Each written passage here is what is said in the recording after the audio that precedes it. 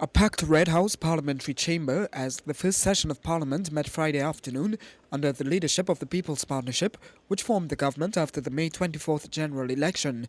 With so much having changed within both parties so quickly, it was President George Maxwell Richards in his address to both houses who would call for all to now look forward.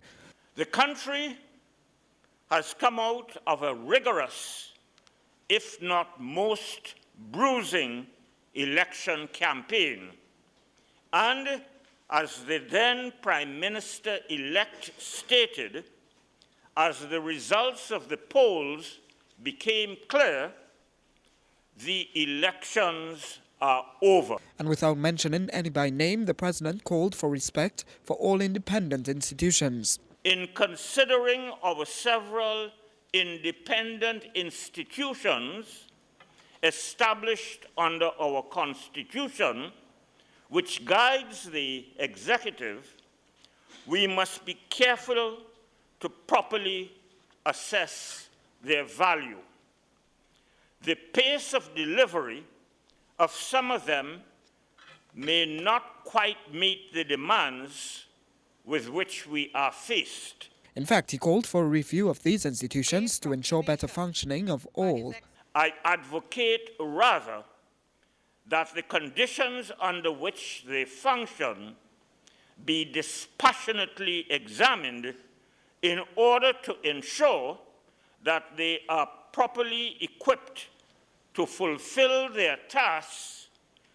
In his wide-ranging address, the President focused too on productivity, noting that in this country not everyone is giving 8 hours of work per day as required.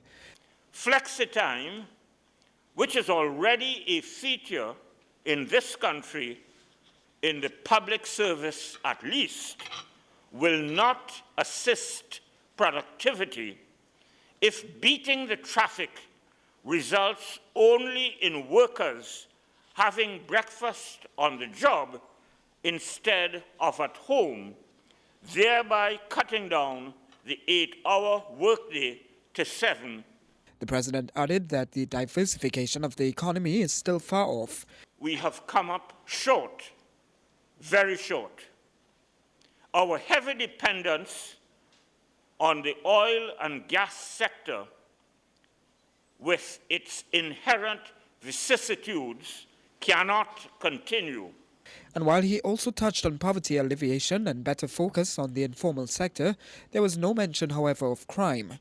All members of Parliament and senators were sworn in, including the new Speaker of the House, Wade Mark, and Senate President Timothy Hamilsmith.